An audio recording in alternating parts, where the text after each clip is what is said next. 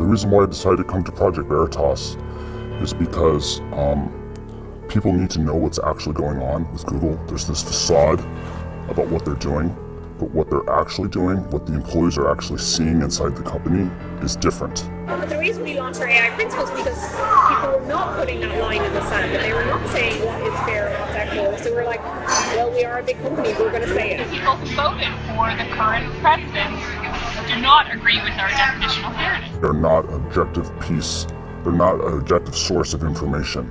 But then there are teams which are called ML fairness. ML fairness, the teams? Fairness, like, Yeah. you know, you need to be fair. We're also training our algorithms, like if 2016 happened again, would the outcome be different? They are a highly biased political machine that is bent on never letting somebody like Donald Trump come to power again. 2020 is certainly on top of now my old organization, Trust and Safety, is top of mind. They've been working on it since 2016 to make sure we're ready for 2020. This is a Goliath I am but of David, trying to say that the emperor has no clothes. We got called in front of Congress multiple times. They can pressure us, but we're not changing. Being a small little ant, I can be crushed, and I'm aware of that. But this is something that is bigger than me. This is something that needs to be said to the American public. Elizabeth Warren is saying that we should break up Google. And like, I love her, but she's very misguided. Like, that will not make it better, it'll make it worse, because now all these smaller companies who don't have the same resources that we do will be charged with preventing the next Trump situation. It's like a small company cannot do. And it's like...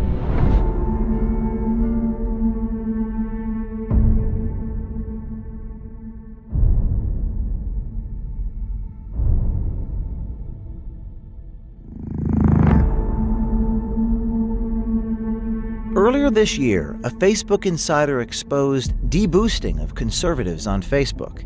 That insider inspired someone at Pinterest to come to Project Veritas with his story. Last week, we released a report from the Pinterest insider Eric Cochran detailing censorship of pro-life and Christian content. The tech companies can't fight us all. Today, we bring you a Google insider, a brave man who came forward and brought us a story that will scare you. I think sunlight is the best disinfectant, and people need to start asking questions. A couple weeks before the Google insider came forward, Project Veritas secretly recorded with Jen Janai, a Google executive. Janai talks about making sure when people search for things through machine learning algorithms, Google's political agenda is always present. We all got screwed over in 2016. Again, it wasn't just us, it was like people got screwed over, the news media got screwed over, like everybody got screwed over, so now we're rapidly being like, what happened there? How do we prevent it from happening again? Right after Donald Trump won the election in 2016, the company did a complete 180 in what they thought was important. Before, they thought self-expression and giving everyone a voice was important. But now they're like, hey, there's a lot of hate, and because of there's a lot of hate, misogyny, and racism, that's the reason why Donald Trump got elected. And so we need to fix that. And we need to start policing our users because we don't like to have an outcome like that. We don't want to have an outcome like that to happen again. Yeah, let's talk a little about that. Tell me more about what you observed at these meetings right after Trump was elected. Who said it? What was said exactly? So the things that changed was that the TJFs, they started talking about the need to combat hate and racism online, and also at YouTube they had the same talks by the CEO Susan, and they talked about combating that and getting rid of unfairness. And so slowly they started introducing the concept of machine learning fairness. Jen Janai is the head of responsible innovation at Google Global Affairs. She determines policy and ethics for machine learning, or artificial intelligence. What we've learned is that AI is increasingly what Google Search is all about. The reason we launched our AI principles is because people were not putting that line in the sand, and they were not saying what is fair and what's equitable. So we're like, well, we are a big company, we're going to say it.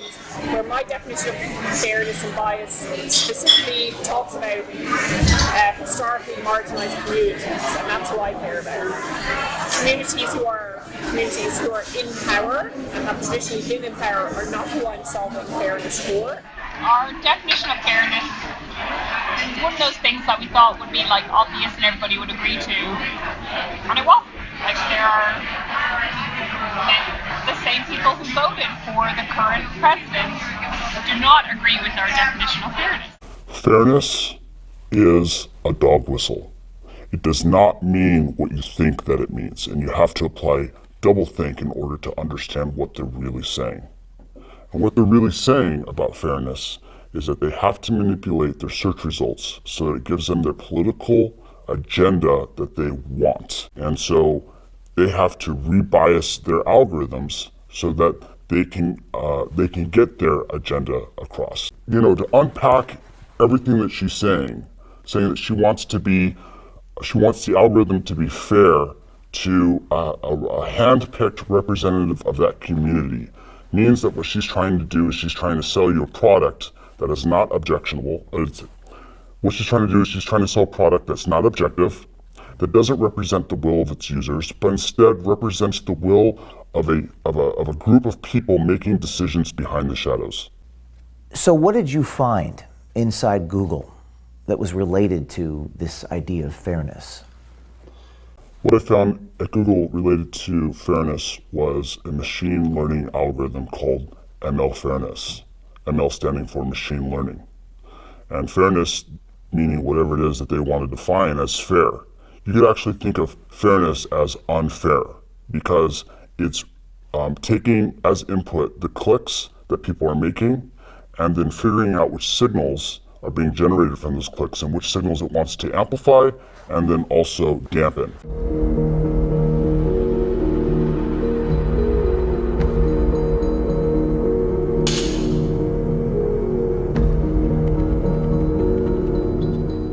So I have Google.com up in front of me, and I'm going to try to put this AI machine learning thing to the test. I'm going to type in the following words: men can.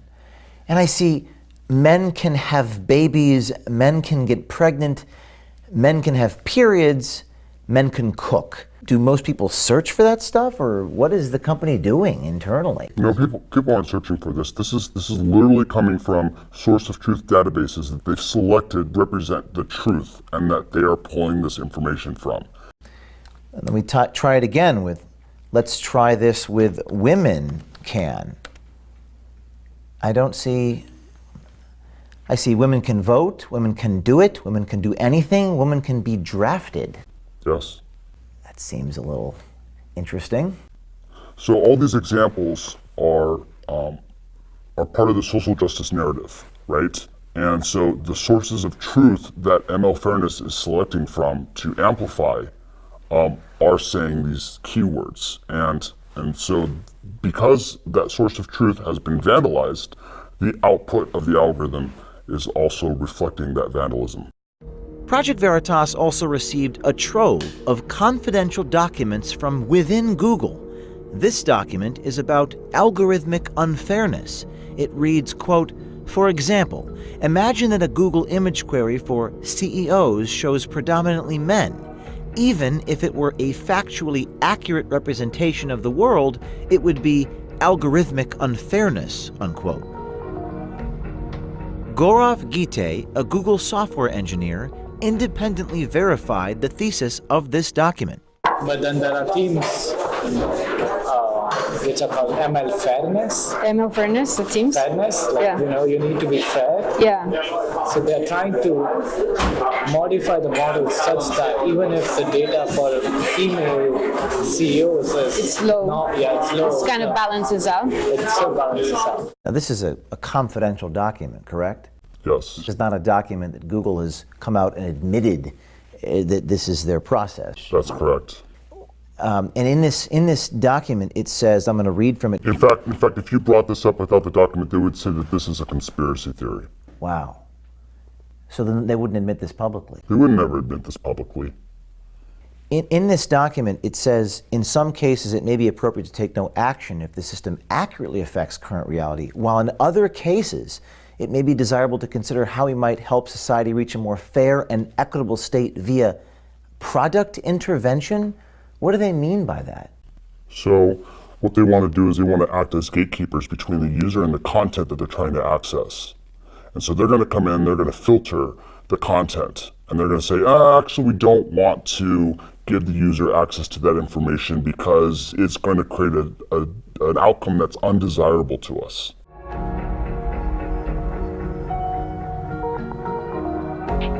So this was an internal-only Google document which says the goal is to establish, quote, a single point of truth for definition of news across Google products, unquote. What does this mean? When they mean single point of truth, what they mean is alignment with the narrative. And so the narrative is manufactured by establishment players. And what they're looking to do is they're looking to boost authoritative content. Accusations on around the fairness is that we're unfair to conservatives because we are choosing what we define as credible news sources, and those news sources don't necessarily overlap with conservative sources, and so we're getting accusations of fair from one side. Does Google have an editorial agenda?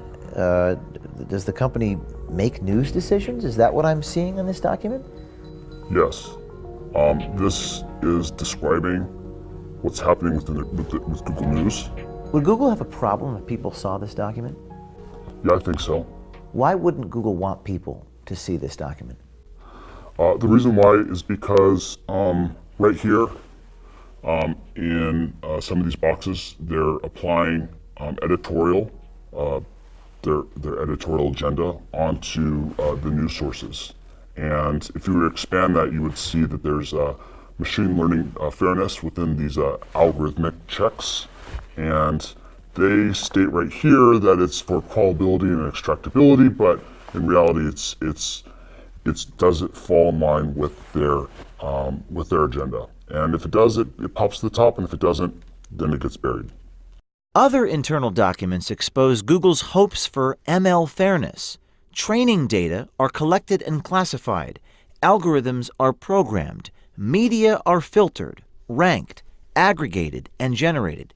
People, like us, are programmed. Sounds like social engineering, not search querying.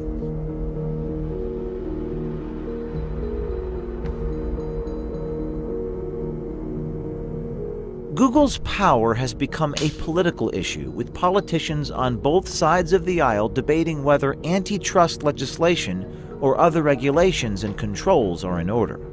We got called in front of Congress multiple times, and we've not shown up because we were like, we just know they're going to just attack us. It's like, we're not going to change our response, we're not going to change our mind.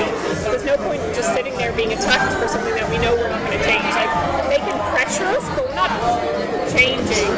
But we also have to be aware of what they're doing and what they're accusing us of. Like I said, like, they could just, like Elizabeth Warren, even I love her, but she's also saying, like, you just have to break up Google and that will solve everything. You have to what?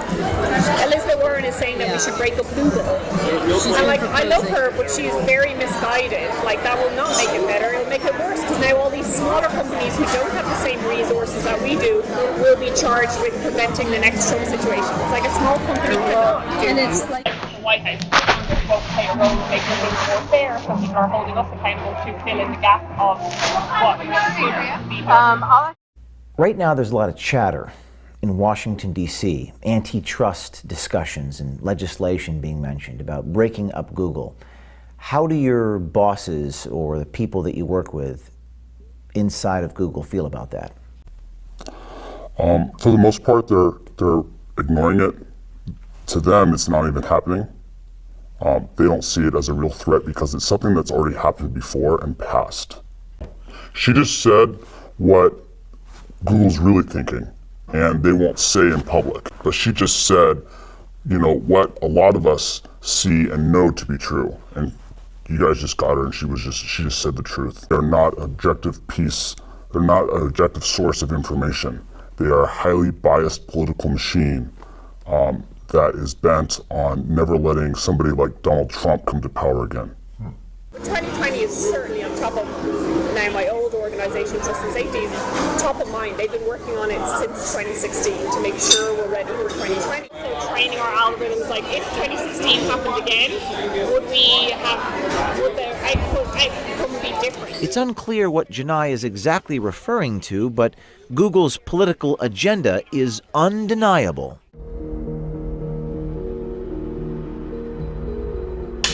What are some other things I can type here? Hillary Clinton's emails are, it doesn't even give you a result. Google is suggesting that people do not search for this term. Is that correct? That's what they're saying. It's not even worth returning any results. But people do search for this. Absolutely, and you can tell that because you can cross-reference some of their other services that prove that people are. If you want to get an example, go to trends.google.com. Okay, I'll do that right now. Trends.google.com. And shall I? Hillary Clinton's emails, yes.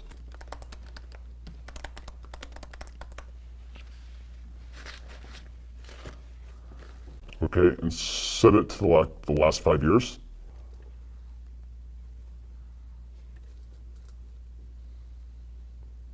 Seems like we had a spike in October of 2016. It says 100. I guess is that 100? It's all relative. So in order to get an idea of the relative importance of this, you're going to want to compare it against another search term.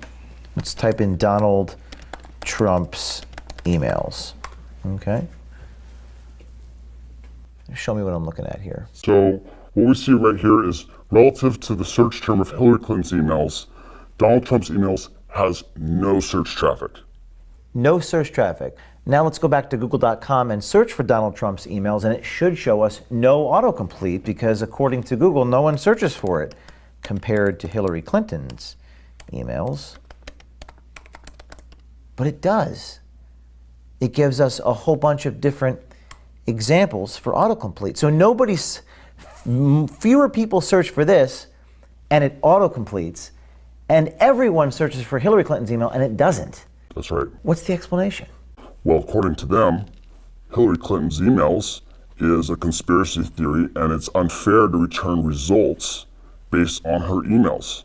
And so through their program of ML fairness, they've deleted the autocomplete off the internet like it didn't even exist. How did they do that? Was it manually? Was it a human being? Was it a machine? AI? Well, the way that it works is that they're training the AI now with a bunch of humans that you could consider them social justice warriors or whatever you want to label them, but they are feeding the information and training the AI so that it will return results like this. And when they aren't able to train it, there's actually someone that will go through and manually delete certain keyword terms or put it as a blacklist. There's a lot of people filing bugs internally against Google, against these invalid results, and they ignore them because they've got no interest in fixing things that go against their social justice narrative or reduce what they consider to be fair. Google is protected by Section 230 of the Communications Decency Act. It says, quote, "No provider or user of an interactive computer service shall be treated as the publisher or speaker of any information provided by another information content provider," unquote. Meaning Google is not liable for any content on their platform. Some people think a solution is this Section 230 and taking it away. I mean, they've violated not only the letter of the law, but the spirit of the law. Section 230 says that in order for them to be a platform, they can't censor the content that they have. And instead, they've decided to act as a publisher, making them responsible for everything that they put on. And they're still masquerading as a platform, even though they're acting as a publisher. It doesn't stop with Google search. Our insider says political biases are censoring voices on YouTube, owned by Google as well. He says the YouTube rollout discussion was at a rather bizarre location. They didn't have it. It was a special occasion that happened in May, and they They invited us all to the Masonic Temple to talk about the future of the company for YouTube, and they described that they were going to have more content filtering. And right after that happened, a lot of the content creators started to get demonetized, and their videos started to get deranked. I'm talking about Dave Rubin, talking about Carpe Diem, talking about Tim Pool, and a lot of the other content creators that are within the YouTube ecosystem just saw their view counts just go through the floor. What did YouTube do to make their view counts go down? So Google is targeting what they consider to be right-wing news commentators. So that includes Tim Pool, Dave Rubin, Stephen Crowder, and a host of other right-wing people that they are coming in and they're deciding that they don't want these opinions to have a wide appeal. And so they're coming in and they're putting their thumb down and they're deciding which content the users are allowed to see. The way that Google is able to target people is that they take videos and then they do a transliteration through using artificial intelligence. And they look at the translated text of what those people are saying, and then they assign certain categories to them, like right-winger or news talk, and then they're able to take those and apply their algorithmic rebiasing unfairness algorithms to them so that their content is suppressed across the platform. Specifically, the insider verified that PragerU, the conservative educational YouTube channel, and talk show host Dave Rubin's videos received heightened analysis in the artificial intelligence program Viacom. Viacom polices YouTube distribution, singling Prager and Rubin out as right-wing and news talk. So they're applying narrative control. What's scary about this to you? What's scary is that Google's deciding what's important and what's not important. They are going through and they're effectively deleting conversations from the national narrative. It reminds me of a book called 1984, and that should have been a warning. 1984 should not be a user manual on how to run society. And Google is falling directly into that trap, where they're deciding what gets read, what gets consumed, what people are able to click on, what appears. It reminds me a lot of fascism. It's not just about burning books.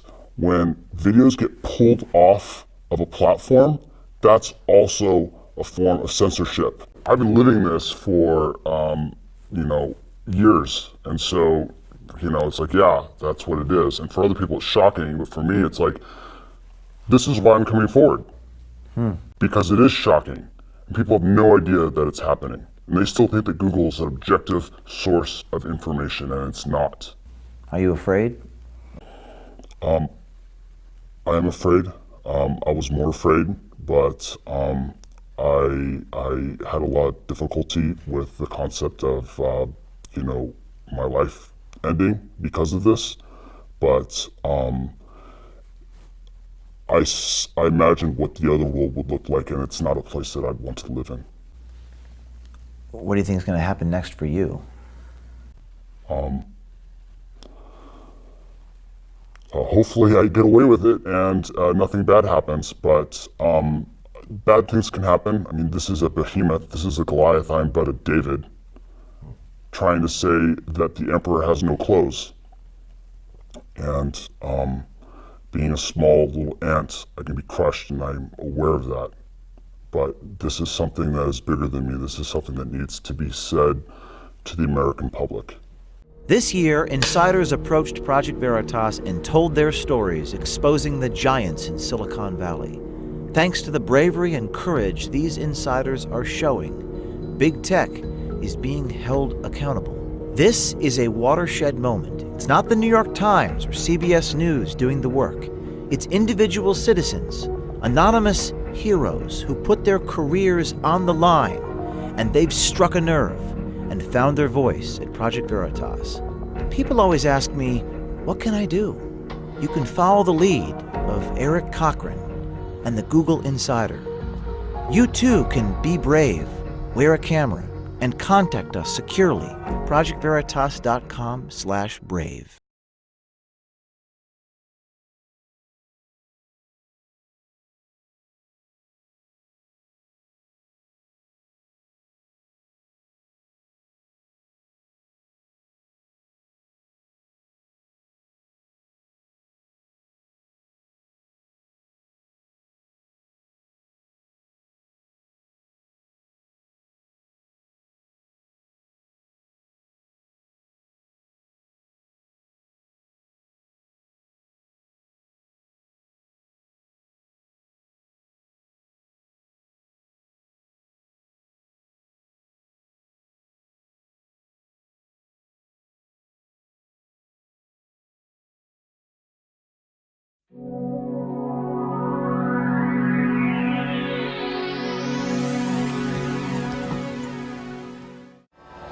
Baseball today. It's the American way. Of course, the next best thing to a seat in the stands is a seat in front of a 19-inch RCA Victor television. One more day to Labor Day weekend, the traditional occasion for tasty outdoor barbecues or picnics.